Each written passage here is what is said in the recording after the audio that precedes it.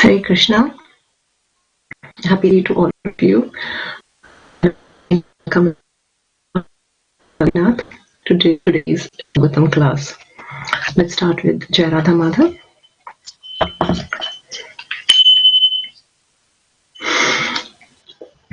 Jaya Radha Madhava Jaya Kunja Bihari Jaya Gopi Janavallabha Jaya Girivaradhari Jaya Girivaradhari Jaya Yashodhanandana Jaya Prananjana Jaya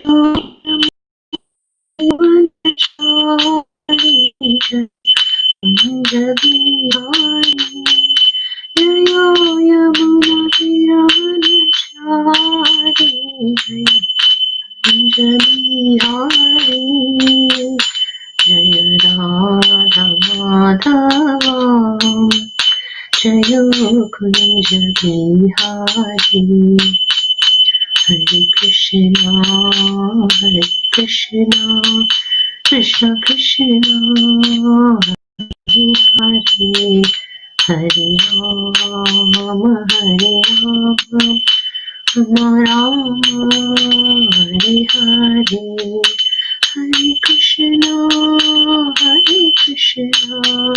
Krishna Krishna Hare Hare Hare Rama Rama Hare Hare Jaya Radha Gopinath Radha Gopinath Shri Radha Jaya Radha Gopinath Radha Gopinath Shri Jaya Prabhupada Jaya Prabhupada Jaya Prabhupada Jaya Prabhupada Nitai Gora Hari Bol Hari Bol Hari Bol Nitai Gora Hari Bol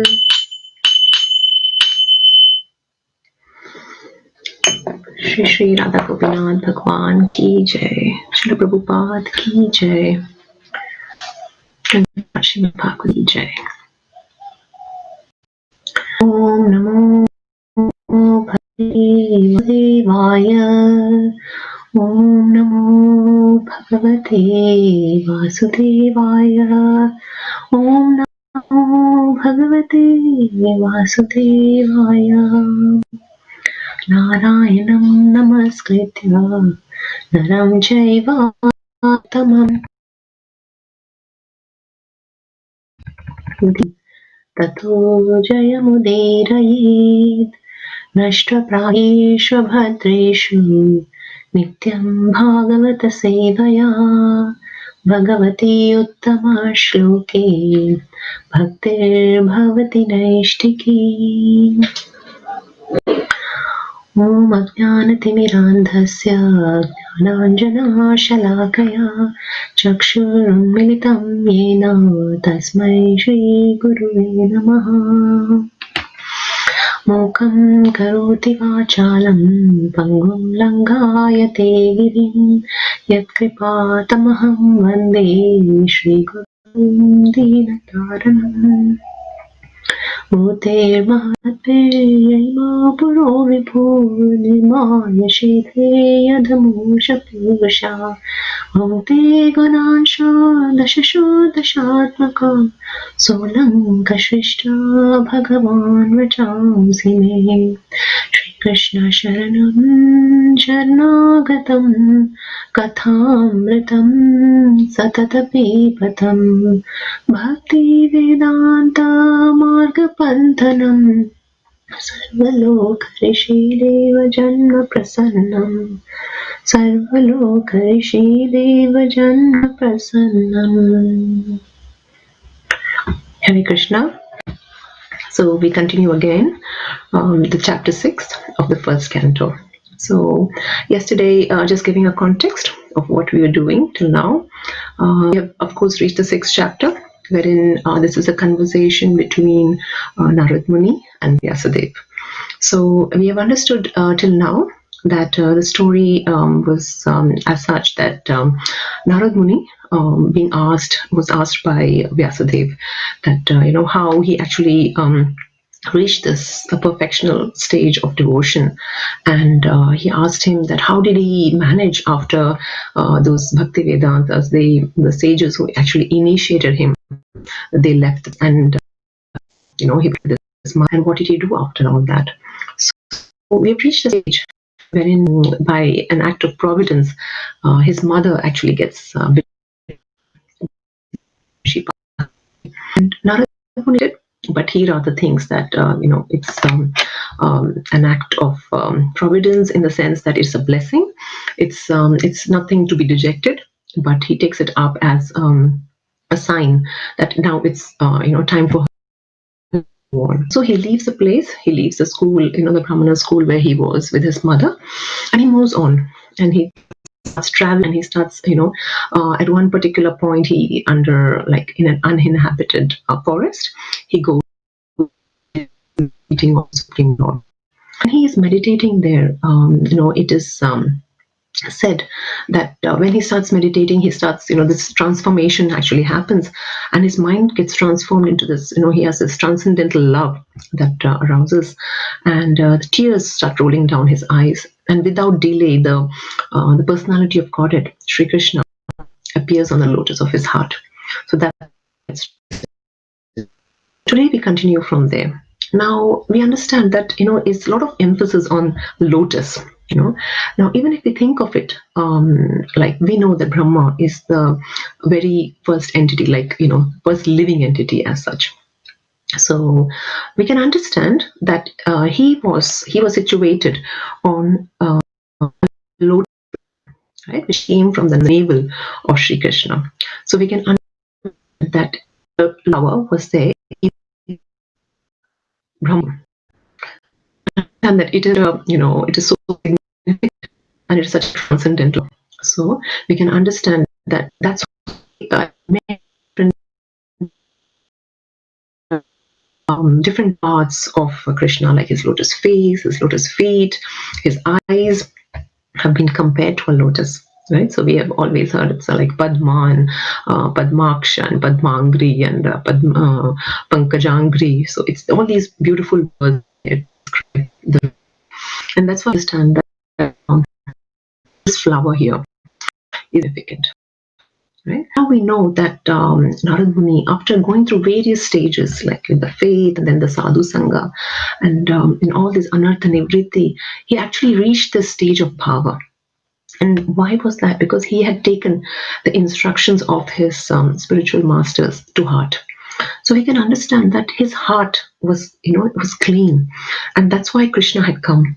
And it was just because once we need to clean our hearts. Actually, we learn that from here, that once we clean our hearts and we make an atmosphere that's favorable for Krishna, and once that is created, then Krishna enters into our heart. And how do we do that? Is by hearing the sound vibrations of Srimad Bhagavatam. And that's why studying Srimad Bhagavatam is so important, especially today being Ekadashi. We should understand that on such days, in fact every day, it's in the Padma Puran, it said Sada Sevyam. So we have to always take this nectar of drink this nectar of Srimad Bhagavatam. We have to do it on a daily basis. So that's what I understand. Anything that we do, we need to with our instructions or ritual master to heart. That's when the mercy flows from Krishna, from our spiritual master. Like I read this beautiful article, and I it's nice to. I thought I would share that, because that shows how we can offer something to our spiritual masters. To a devotee. This lady Mataji was Bhakta Dasi, and she was this she was Spanish Spanish Bibi. And once Srila Prabhupada actually, gave her a surprise visit, and he went to her office, and she had this, and he was very impressed because when he entered, her place was spotless, and the way everything was, he was very impressed. And then we went to the nice picture of Bhakti Siddhanta Swami Maharaj, and that really, kind of overwhelmed him. It was so. He just asked her that, "Can I have this picture?" So can you imagine, we have got so much from Srila Prabhupada, he through his books, through this whole culture of Krishna consciousness, it's the ultimate gift that anybody could ever give us.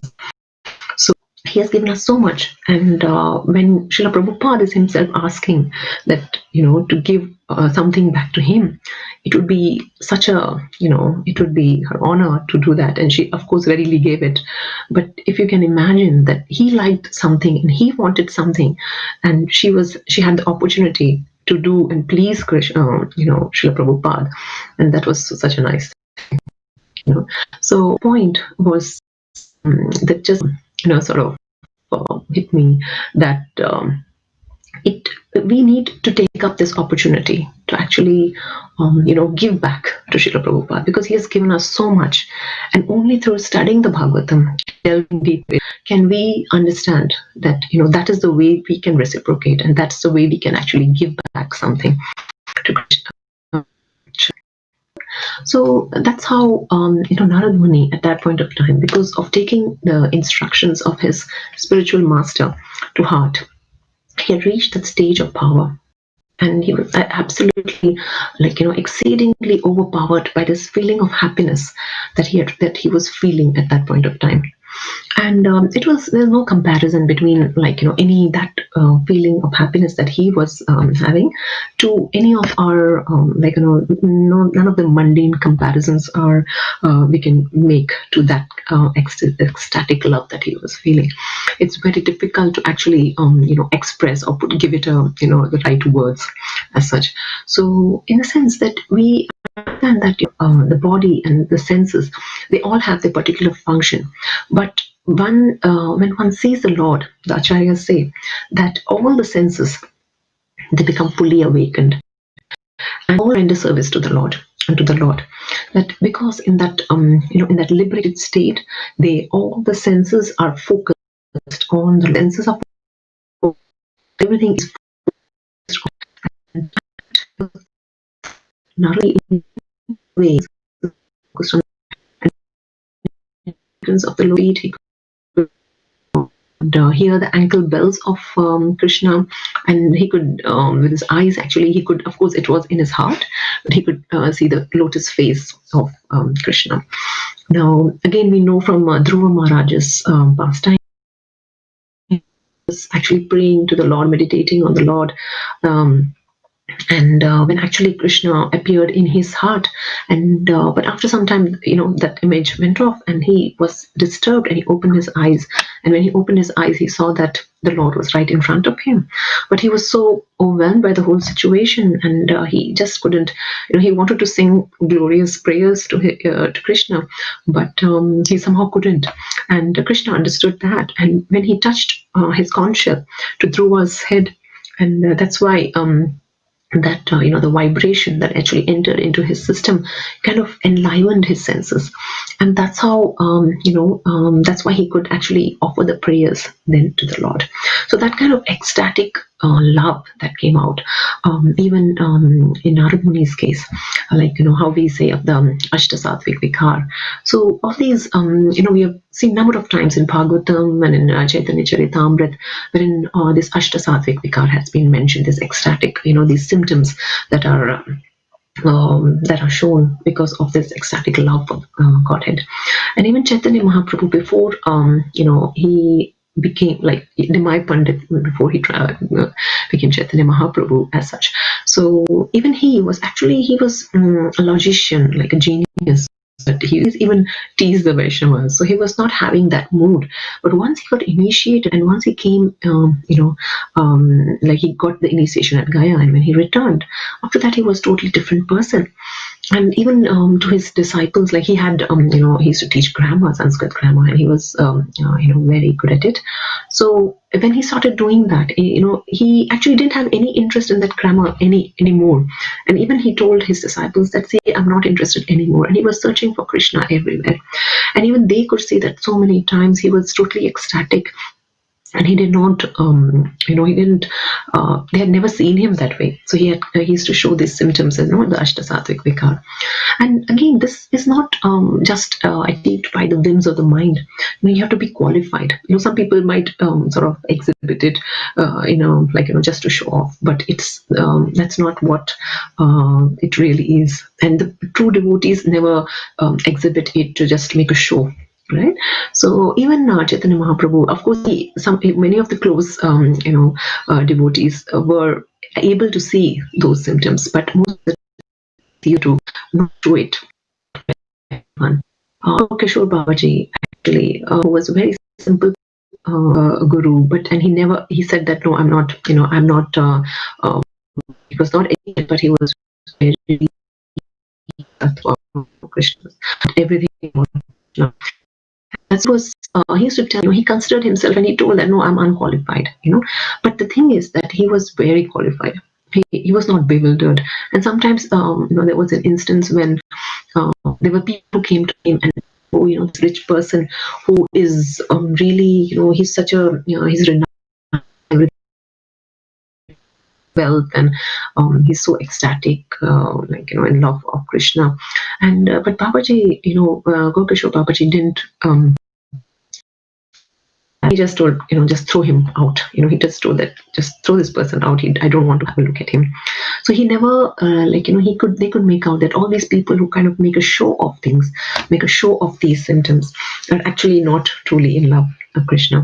So, it's basically, even Srila Prabhupada never externally never showed such some symptoms. But his close associates, of course, knew that, he was totally dedicated to activity. So this humility that our gurus had, our acharyas had,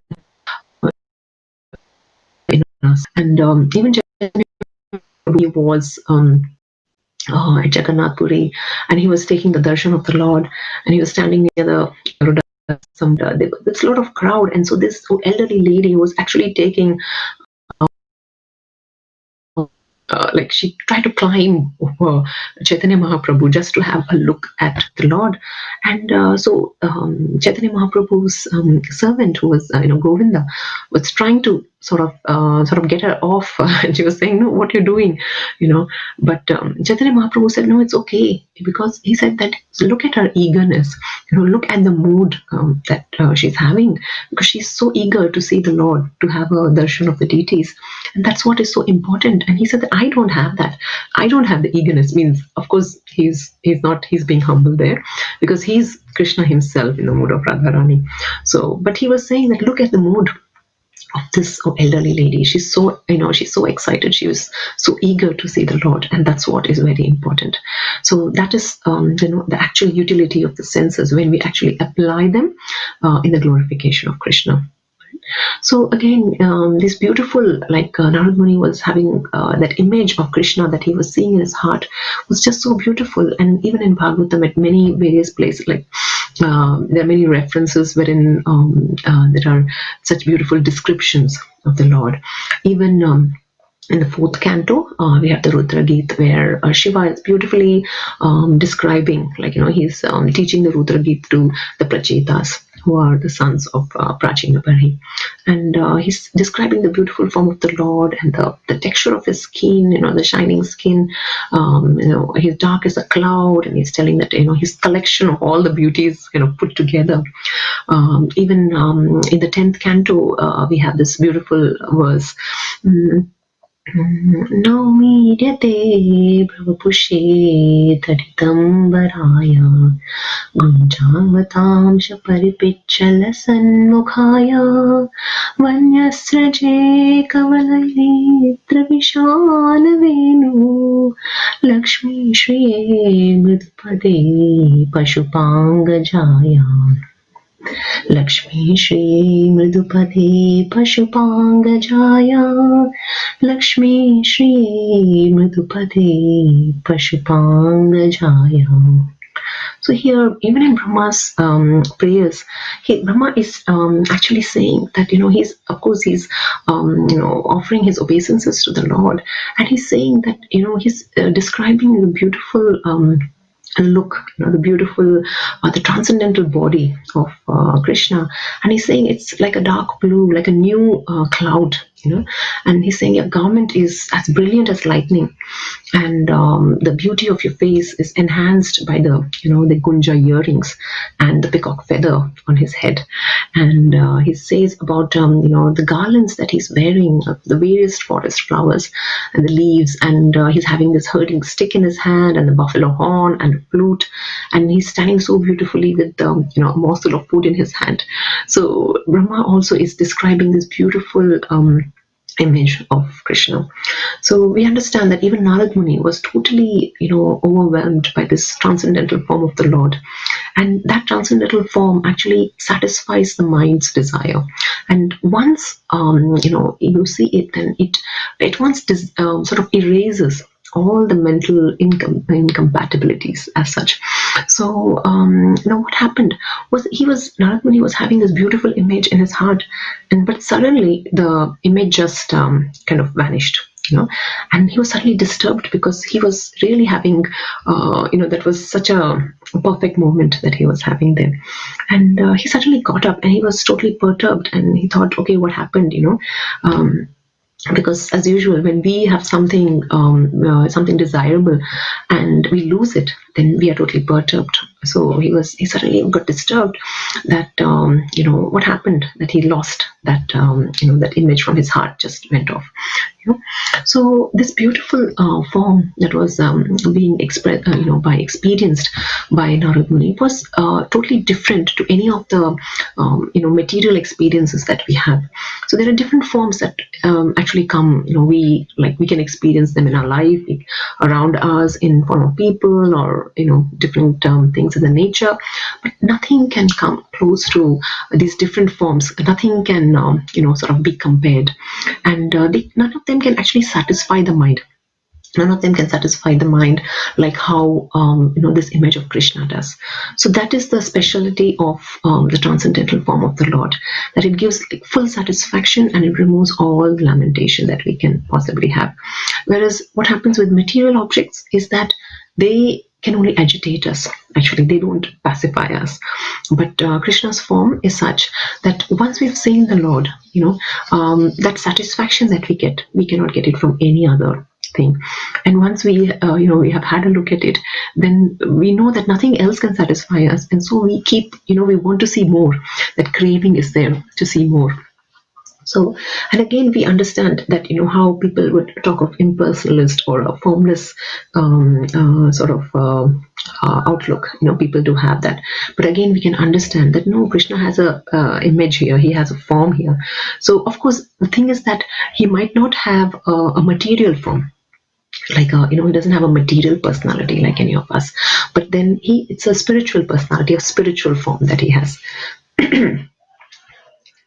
So, these, this transcendental form of the Lord, basically, and which Narad Muni was having a look at, it was giving him such beautiful, like a pleasure and a satisfaction that he was disturbed when it just went off, and then he wanted to see it again.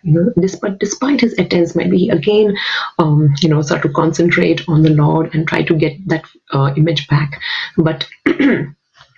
It was not possible, and he did not, despite many attempts, he did not get that image back, and so he was disappointed. But again, we need to understand that it's not a mechanical process. We cannot have a mechanical process. Yes, you follow this to this and you can see the Lord. It only happens because of the causeless mercy of the Lord. Like how we cannot order the Krishna that, okay, we can't demand him that, oh, you be present here just before our vision. We cannot do that. It's just like us telling the sun that, okay, you rise at this time or you set at this time. No, it comes, the sun rises and sets out of its own accord. So we cannot actually demand such things. So only we need to wait, simply wait, await the opportune moment, and keep discharging our prescribed duties in devotional service. So once we keep doing that, then like Narad Muni was, he was independent of all the obligations, and he was simply bound by the tie of unalloyed devotion. Earlier he did have some attachment to his mother, and there were other things, but then at this stage now, so it was just unalloyed devotion that he had. And so we can understand that the Lord is not visible, or he cannot be perceived by our material senses. And the same way, when Narad Muni had actually when he reached a particular stage wherein Krishna was satisfied with a sincere attempt of devotional service, that's when Krishna will appear. So this feeling of separation that Narad Muni was feeling, that had happened because the image of Krishna had just gone. So he was feeling very, he was dejected. He was, because what happens is this forgetfulness that we are having is, the Acharya says, the biggest obstacle. Like once we know our constitutional position, then we understand that, what are we missing out on and what are we entangled in. So once we understand that, we can actually move on to serious things, right? So even we can understand that feeling of separation that comes in, because Narad Muni was feeling that at that point of time, and he was not ready to accept it. At that stage, he was really disturbed as such. But then we can understand, even when in the Bhagavatam, in the first canto, actually in the 14th chapter, Yudhishthira Maharaj actually asks a lot of questions to Arjuna when Arjuna comes back from Dwarka, and Arjuna knows that actually Lord Krishna has left for his abode. And when Yudhishthira actually had noticed these kind of bad omens, and he had also, of course, Narad Muni had given him a hint too. So Yudhishthira Maharaj actually asks Arjuna many questions, and actually indirect questions as such. And because the thing was that Yudhishthira had a clue that there's something wrong here, and might be Krishna has left, and but he didn't want to, because it was it was difficult to tolerate that separation, and because of which he didn't want to directly ask that, yes, has Krishna left. But after asking many different questions in different ways, he finally comes to the point, and he says that, did Krishna leave? So these pure devotees actually can really feel that they have that mood of separation, because we are not at that level yet where we can we have that attachment for Krishna. So even the Dwarkavasis, actually, when they used to see Krishna daily, but they were still they were still not satisfied, and they used to say that when Krishna travels and he goes outstation and they are not able to see him, they used to feel as if the sun is not there. There's no sun. So then they used to feel that, what is the use of these eyes then? Because if there's no sun, then we cannot see anything. So he was like the sun in their life. He was kind of the main, like the sum and substance of their lives. So that's how these devotees used to feel for Krishna. Whereas, like me, I can just say for myself, yes, we go to the temple, we do devotional service, but we are I'm at such a neophyte level that I don't have that attachment for Krishna. And it's a really long way to go wherein we'll really feel that pangs of separation. So hopefully we, study Bhagavatam, we learn of these devotees, and we try to imbibe their mood. Not artificially, but gradually, by studying Bhagavatam and by following the instructions of our Guru. Right?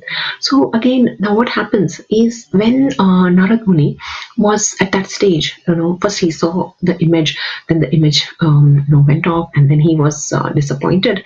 But at that time, Krishna was actually, his voice was heard. So because of his attempts, Narad Muni was trying to attempt again and again, trying to focus on the Lord. So Krishna actually spoke to him.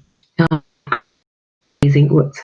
So now it's kind of contradictory here, because with Krishna can do that.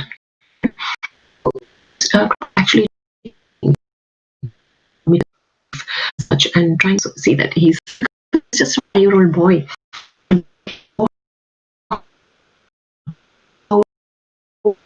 That he's trying to just pacify, right? So we can understand that God is beyond the approach of mundane words and intelligence, and yet by His causeless mercy, one can have the suitable senses to hear Him or to speak to Him.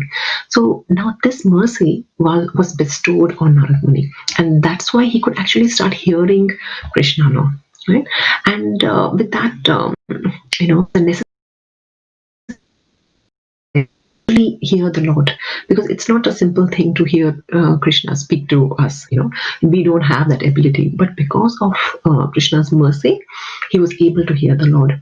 And because it's Srila Prabhupada puts it in a nice way, that it's like a probationary stage of regulated devotional service. So at that level, it's not very easy to get the to have the presence of the Lord, or to have the audience of the Lord, or to hear the Lord. Apprentice here, and we are at a very neophyte stage, and so once we are on this we're not got permanent yet, so this probationary stage is happening. I need to put sorry.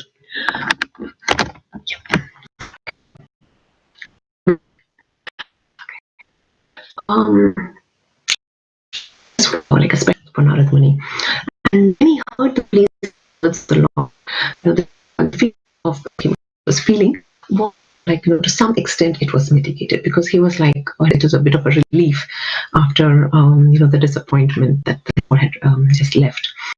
So the devotee, basically, he always feels the pangs of separation, like how I spoke about Yudhishthira Maharaj, or the Dwarka Vasis. So there is, as such, a certificate, or some kind of a course that you can do to achieve this this feeling of separation. And we might do different courses, but then it's not. We need to be qualified, actually, not in that way, but we need to actually understand that that not scotty, just doing a particular course or getting up any certificate. So it's not easy, because even to just get the audience of the Lord, so many times when even the demigods had some queries, or they have facing some problems, they used to go with Brahma. They used to actually go and put forward their problem, but Krishna used to not appear there. He used to actually just sort of reveal the answer to their prayers in Brahma's heart. So it's such a it's a rare thing to have the audience of the Lord. And that's why, just because the prema of Narad Muni was in its infancy, so it was not mature, and that's why Krishna said that, okay, it's he just sort of disappeared, but just to make him feel good, he started speaking to him. And that feeling of separation which Narad Muni was feeling was a very important feature here, because even there is a pastime in Vrindavan, wherein this bee was bothering all this. Krishna and Radharani and all the gopis, gopas were in Vrindavan, and this bee was actually bothering them. So Krishna just tells Madhumangal that just to drive it away, and Madhumangal does that, and then finally he says that, oh, Madhu has left. And when he says that, Radharani actually just takes it that Madhu means actually Krishna has left. She starts crying, and Krishna is like, what happened? I'm right here. Why are you crying? And there's no need to cry. I'm right here. But she just listening to the the words that he has left, she's just not able to stop. She's just so she's just tearful, and she's crying away. And then looking at her, Krishna also starts crying. And then this whole this lake that gets formed because of their tears. And it's just because of the feeling of separation that Radharani could feel. So you could imagine the the sort of the height of attachment or love for Krishna that Radharani was feeling. So even when this letter was sent by Krishna through Uddhava to the gopis, when he was in Dwarka and they were in Vrindavan. So when he tells them that, I will promise, I'm promising that I will come. So just because, they will feel some relief there, because they were so, attached to him, and they were really crying every day, all day. They were just so sad because he was not there, right? So again, we understand that they're at that level, and Krishna was just trying to pacify them. So the same way here, we understand, because he was at that stage where he was not perfect. Yes, he was very close, and so Krishna was just trying to pacify him. And the incomplete in the service, who are not completely free from all material taints, Krishna says that those people cannot see me. Any kind of a material tinge that any person has, that person so most pure of him. And that's why does anybody us, any of us who has a slightest tinge of any material affection cannot approach him. And that's why we need to be situated in of transcendence. Only that time, we can actually sort of approach. Krishna will only approach us when we are on that plane of transcendence. So we need to understand that we need to, intensify the humility. It's not that Narad Muni, he was very humble, of course, but it is just like, Krishna was just trying to fan. He was trying to fan the hankering.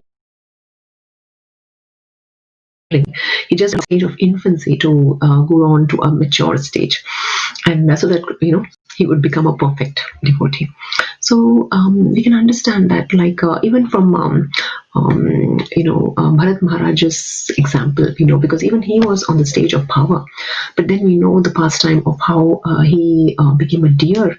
Because of his attachment to the deer, he became a deer, and after that the Jad Bharat pastime we know. But then we understand that these are all things which Krishna lesson for us, and plus it is in a way, he, by giving him a deer body, and then he made him a Brahmana after that, was just a way to quicken the process. He just he just tried to get him over all these material desires quickly. So by doing this, so Krishna's ways are inconceivable. And here too, again, Narad Muni, because we know that because of that act of providence, his mother left, and now he's getting a chance to see the Lord, and such a blessing of the Lord. So Krishna again says there that once somebody has seen me, they will, once they see me, then they'll hanker for me. So that's what Krishna was doing here. He showed him his image, but then he retracted back. So the more they, once that image is there in our heart, once we know what it is to feel that, then you hanker for that. So it's always like that. So it is even on material plane, we know, okay, what you like. If you don't know what some like a gulab jamun tastes like, you don't know what it is, and so you don't hanker for it. So it's in the same way. So Krishna says that once somebody has actually seen me, they'll not, they can't, nothing else will satisfy them, and no other material desire or no other material object can satisfy them. So only once we are awakened of those desires, when our thinking, feeling and willing is fully concentrated on Krishna, and we're not like entangled, but we are completely focused on the service of the Lord, then he'll gradually he'll free us from all sorts of entanglement. And we can understand that the material service that we do is sometimes it can be tiring, and we kind of on a devotee platform, even if you go to work somewhere, you get tired after some time. You're not interested, or that's not satisfying after some time. But spiritual service is such that the lifetime is not enough, and there's always so much to do. There's always so much where you can so many services that you can engage in. So that is always that's because of the transcendental nature of the godly service. Because we're doing it for Krishna, automatically those activities become. So the spiritual service of the Lord basically has no satiation nor any end. So we can even say that sometimes when there are elderly devotees, if in general, if they were like non-devotees and if they were generally having living a life, nobody actually cares much. If you're very old, people they think that okay, now they're of no use. So they're just lying somewhere in a house, in a room, in a corner of the house. But when they are devotees and they're elderly, then we want to take every opportunity to be with them. We have always seen, if they are even sannyasis or maharajas or even senior devotees, we can see that we want to take every opportunity to be with them, to serve them, because we know that they are elderly and they've got so much experience and they are much more, they've had they've sort of devoted their life to the devotion, like in the service of Krishna, and so we always want to learn from them. So in the same way that this the service that we do for Krishna is always transcendental. Even if we get old, it doesn't go away, and people are always there to respect us. Right? So it is that sincere service to the Lord.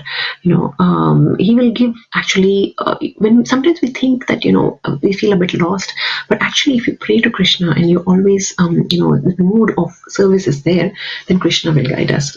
And how to do it and where to do it. He increases that intense desire. And in the same way, what happens here is, Narad Muni actually feels that here Narad Muni is going through that same phase here, and just to make him feel to have that have that level of separation, he tries to just pacify him and tries to tell him that even by doing that, little bit of service, your intelligence gets fixed. Sort of your interest in any of these material objects, it goes away. So we can understand from that that that even if you're on a neophyte level, we get this intelligence just by doing devotional service, and we understand that we have nothing to do with this material world, and we need to sort of engage in the service of the Lord. So then Krishna actually says that this intelligence that you engage in my devotion, it cannot be, it doesn't go, even before annihilation, after annihilation, that remembrance will continue. So this is the actual answer to Vyasadev's question. Because Vyasadeva had actually asked that how did Narad Muni remember? He remember about all these pastimes of being the maidservant's son, even in the next kalpa. So this is what happens is that Krishna actually blesses him, and he says that this intelligence that you're engaging in my devotional service, it won't be, it won't go anywhere. It will not disappear. Annihilation, in the next kalpa too, you will remember everything, and that's how, by his mercy, Narad Muni remembers all these activities even in the next kalpa. Right. So in the same way, Srila Prabhupada says that anything we do, like materially, yes, everything is just left behind. But whatever we do spiritually, in the service of the Lord, in the service of devotees and Guru, it always accumulates. And birth after birth, it is, it accumulates till the time that our devotion is matured. And then at that stage, we are eligible to enter into the association of the Lord. So sometimes we should understand that even if nobody's noticing our service, sometimes we get into this mood of we concentrate on the recognition rather than the participation of the service. So Gauranga Prabhu says nicely that even if nobody notices that, but that service of yours was pleasing to the person, then you get the blessings for that, because maybe you made some prashadam, might be you made some garlands for the Lord, maybe you've done some dressing, and that, even though somebody appreciates that, they don't know you, but they really appreciate that service that you've done, and that itself makes you sort of capable of having those blessings. So Krishna's blessings and the devotees' blessings. So we can understand that we should not concentrate on the recognition of the service. Rather, satisfy the devotees by our service. Now again, because Krishna was personified by his sound, he didn't appear again, but he was just personified by his sound and is unseen by eyes. And but after speaking those words, after pacifying Narad Muni, he left. Then again he could not hear anything. Now Narad Muni at this stage, he felt a sense of gratitude, because he was he understood that was just a Shudra boy, and he was glad that he actually had the opportunity to see Krishna, to have that image in his heart, and with that gratitude in his heart, he actually bowed down. So this this sort of gratitude, that we should also imbibe this gratitude, this sense of gratitude, and even this offering obeisances is so important. Even in Bhagavatam, we have got numerous occasions wherein the importance of offering obeisances is highlighted. Even in Canto, 4th chapter, we have this beautiful shloka, that is yat kirtanam yat smaranam yadiksham yat vandanam yat shravanam yadarhanam lokasya sadyo vidunoti kalmasham tasmai subhadra shavase namo namah. So here Shukdev Goswami, he offers his respectful obeisances to the Lord, and he says that Krishna, remember Krishna, and his audience, his prayers, his hearing, and the worship of Krishna can at once cleanse the effects of all the sins of the performer. So now that Narad Muni had got this audience of the Lord, and he had heard the Lord, and he was just meditating on the Lord and worshipping Him. So all the any kind of material tinge was there, that is all gone. It was everything. He had got totally purified, and he was spiritually. He was like certain. You can understand here that gratitude and happiness he bows down to the Lord. And Narad Muni, he did not take he was not dejected in a way that Krishna is not he's kind of chastising me, and he's saying that you're not capable and you have to get better at it. So he did not take it that way. Sometimes even we have this experience wherein sometimes our superiors might sort of chastise us, and but we have to understand that we have to have the attitude of Narad Muni, but when we take it in the spirit of we need to improve and reform. Yeah. Now after that, what happens? Then he decides that yes, after that he just continues to just chant the glories of the Lord. And, this beautiful verse, wherein it's actually the most important verse I can say from this chapter, and it actually not more like it's saying everything what a devotee can actually do, follow in the footsteps of Narad Muni. So he says, Namanyanantasya hatatra Manikani cha smaran Gamparyatam sushtam managaspraha Kalam pratiksham vimadro vimatsara. So he says, Narad Muni says that he started chanting the holy name and the fame of the Lord, and he was repeatedly reciting this. It was not only once, but repeated recitation of that, and he was ignoring all the formalities of the material world, and he used to not bother about anything, and just remembering the Lord and his pastimes. He was traveling, that is humble and unenvious. So that's what, like, this is Srila Prabhupada says that it is like the life of a sincere devotee in a nutshell. Just by giving Narad Muni's personal example, here Narad Muni is actually teaching us that what we should be doing. Because he says that after initiation, he's seriously chanting the glories of the Lord. Everywhere we go, we should understand that we have to talk about the pastimes of the Lord, think about Him all the time, without any desire for material gain. Only that one desire be there, that we need to go back to Godhead, and we need to, preach others too, they are benefited by it. We Narad Muni was meditating. We also need to meditate on the form of the Lord when we're chanting. Even when you're working or cooking, you could do that.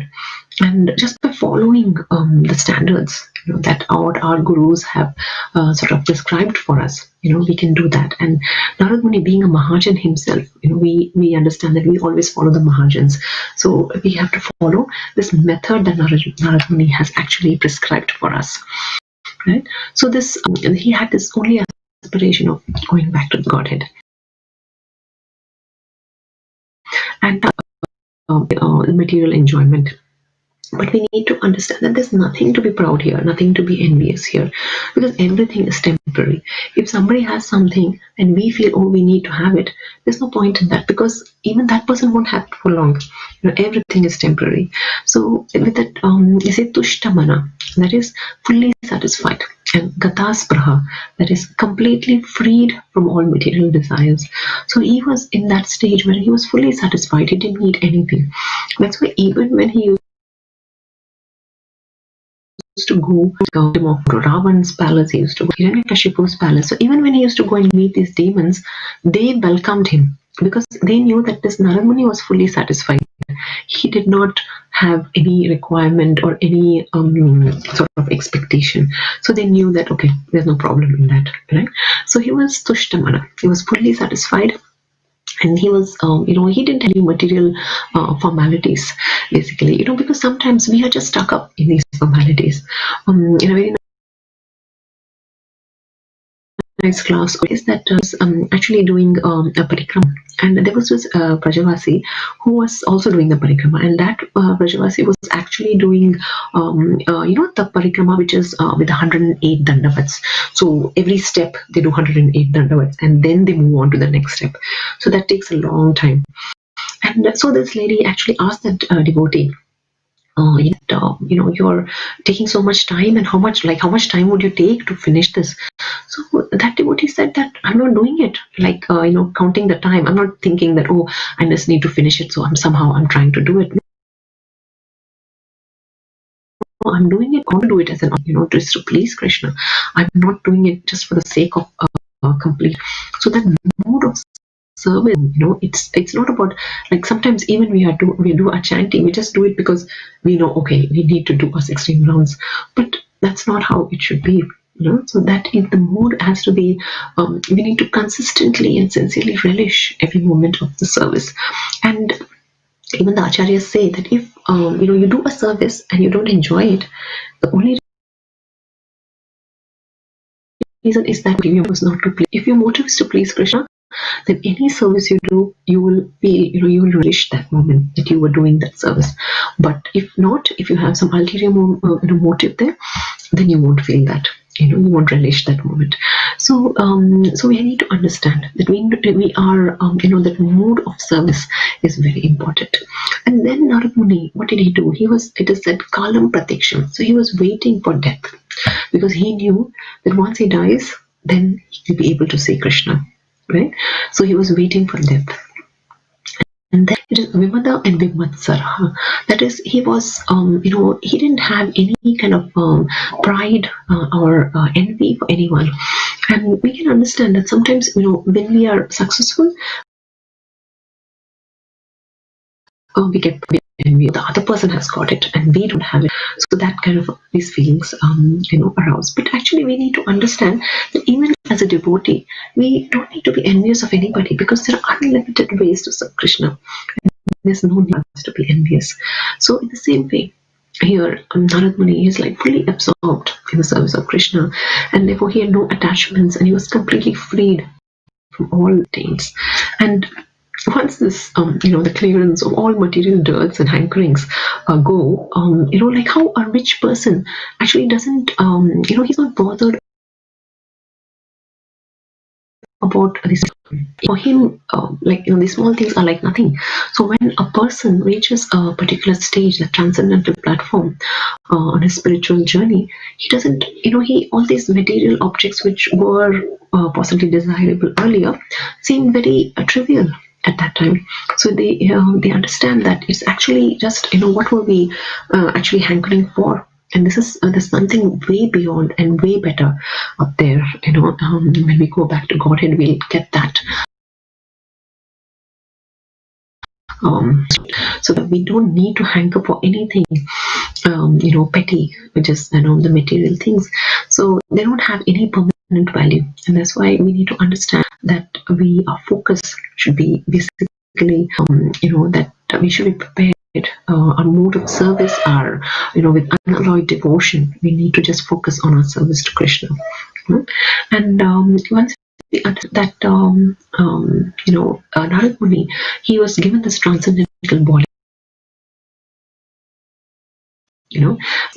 When he dies, eventually when he dies, he actually gets a spiritual being. So he quits the material body of the five gross elements, and he gets a spiritual body. And when he spiritual body, he gets what you can say, it's like a magnetic influence of a touchstone, upon iron. In the same way, the devotional service has such an effect. So that is the transcendental effect of doing devotional service.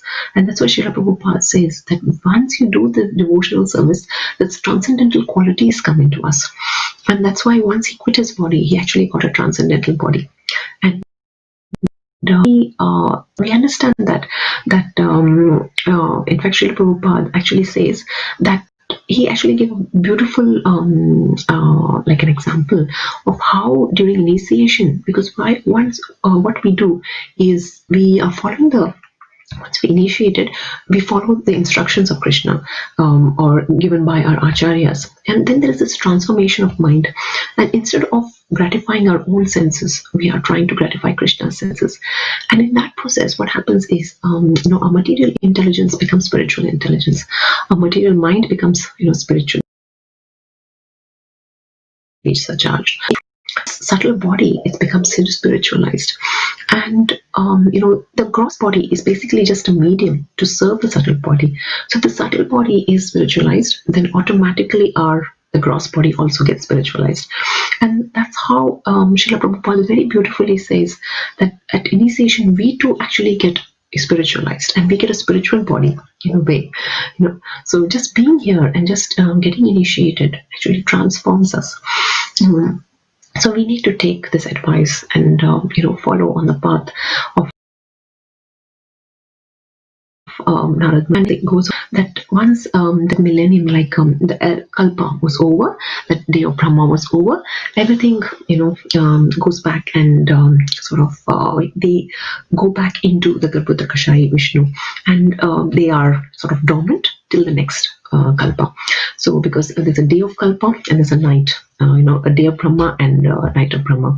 So once he goes into, it's like a yoga nidra, and then again in the next Kalpa they arouse, and then he again, then he had the spiritual body wherein he could go everywhere and anywhere, and that's the Narad Muni that we now see, wherein in the Bhagavatam, wherein he can go right from he can go from the spiritual world to this earthly material world to the hellish planets. So that kind of a power he gets once he comes into the next Kalpa, right?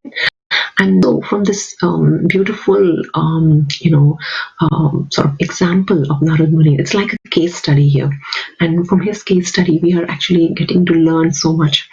Once he says all this to Vyasadeva, and Vyasadeva is fully satisfied, and then Narad Muni moves on, and Vyasadeva is sort of, as we had said, that Narad Muni actually tells him to embark on the journey of writing Srimad Bhagavatam. And hence, because of that, because we can say that we should actually thank Narad Muni, that because of his urging Srila Vyasadeva to compile Srimad Bhagavatam, we have actually got the good fortune. And of course, thanks to Srila Prabhupada for giving us this beautiful scripture with which we can actually transform our lives. So we are ending here today, and the 6th chapter ends on a note that we, with Narad Muni's example, we should understand and imbibe these principles and this the methods that Narad Muni has prescribed in this chapter 6 of the 1st canto. Thank you so much. Hare Krishna. Srila Prabhupada ki jai. Srimad Antraj, Srimad Bhagavatam ki jai. Krishna.